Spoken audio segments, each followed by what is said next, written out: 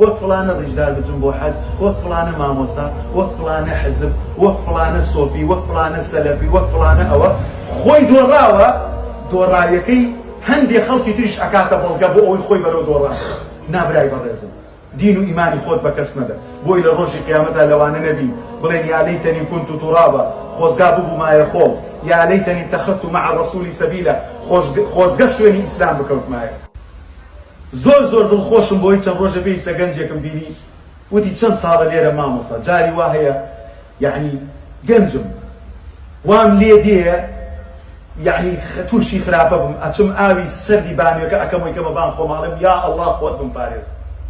ئەو گەنجە قەسەم بەخوا لە هەزار مەلالای خوای گەورە بەڕێزترە، لە هەزار داعی، چۆن گەنجێکە قۆزە جوانە لە بەریتانیایی توێ ئەتوانێت تاوانکان نایکە. بەڵام من هەر لە ڕوو نایە پانتۆڵیش کەمە پامێت خوا وەرە دەی باوکم، یعنی من بەشێکی ئەگەر بۆ شەخسیەتی خۆشم بێت سەی ئەم فەرقەکە گەنجێک بەو قۆزی جوانیە تاوان بانگی ئەکا، ئەڵێ ئەچمەت سوژدە لەبان ئەو بەرماڵەدا ئەنشم ڕوو ئەەکەمە کەعباڵێم یا ئەڵڵا خۆت بم پارێزە چۆن یوسفت پاراست. یعنی سەی کە برایانی بەڕێز سینگڵێکەم پێ خۆشترێ لەو تاوانی بانگم ئەکا، وەکو یوسف چۆن لە سزنا بوو. ئەوە هۆکاری چییە؟ ئیمان لەلای ئەو پیاوە جوانە بەڕێزەکان.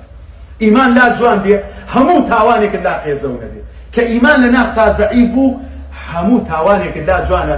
ئەوەشی کە ڕیژدارە وەک فڵانە ڕیژدار بچم بۆ حەج، وەک فڵانە مامۆستا، وەک فڵانە حزب، وەک فڵانە سۆفی، وەک فڵانە سەلەفی، وەک فڵانە ئەوە خۆی دۆڕاوە.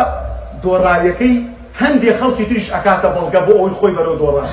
نابرای بەڕێزم، دین و ئیمانی خۆت بە کەس مەدە، بۆی لە ڕۆژی قیامەتە لەوانە نەبین بڵێن یا لەیتەنی كنت ترابا، خۆزگا ببوو مایە خۆڵ، یا لەیتەنی اتەخەذت مع الرسول سەبیلا، خۆزگە شوێنی ئیسلام بکەوتمایە.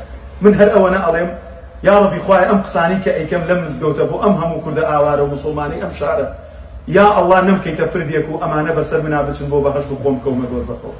چۆن خوای پەروەردگار گرنتی نە بە من داوە نە بە ئێوە داوە، و خوای پەروەردگار کاتێکە 6 ساڵ تۆبە تاوان ئەەکەی 70 ساڵ تاوان ئەەکەی. فەرمودەی صحیحە ئەفەرمێ لەو ئەتەیتەنی بقراب الأرض خطايا ثم استغفرتني غفرت لك ولا أبالي. ئەم هەموو تەمەنە 70 ساڵ ڕیشت سپی بێ لە تاوانە، ڕیشت سپی بێ لە تاوانە، بەس لە غەرغەرە و سەرەمەرگا نەبی، پڕاوپڕی زەوی، نەک چەند تاوانێک و دوو دە و بیستت کردووە، بەس داوای لێخۆشبوون لە خوا بکە خوا لێت خۆشە بێت. وەرە 10 ساڵە حیزبێکە خەبات کە 20 ساڵتر بڕۆ بۆ لای حیزبێتر خەبات کە ئەڵێ وەخت خۆی ئایدەوان بۆ بەخوا ئیسێ ژەرمەیی بۆ ئەو لایە بڕوات بێ. يعني أعوى واقع إنسان بلام رب العالمين ليس كمثله شيء، لا يشتي ناتش خوش إنسان. شكم أزانية وعبد خوي درستي كله من على كت ولله المثل الأعلى. إيما لا لا لا لا لا لا لا إخوي پروردگار وابي نبتشاود من على كت. من على كت خذ عليك أكا لي تور أبي زول أترسي بس كأبيني يكتوزي فيك يكسب عوشت فيها. شكم أزانية لا ملجأ من الله إلا إليه. أو من على بتشوكت 8 ساعة 4 ساعة زمانی هێشتا نەگردووە، ئەزانێت لە غەیری ئەو دایک و باوکە هیچ شوێنێتر نییە بۆی بڕۆ، بۆیە کە ڕۆنێک ئەڕشێنێ، ئاردێک ئەڕشێنێ، چایەک ئەڕشێنێ لێی تووڕابی، ئەزانێ ئەو ئەندازەیە تووڕەی خۆی بێدەنگا، بەس کە زانی تۆ زەینێک سەدێ باوشەکاتە منتە فەکەئەنەما توش نەبعی هاتەوە نەبۆران ئینجاڵی بەس نەبوونێ نەداتڵی نەشکان.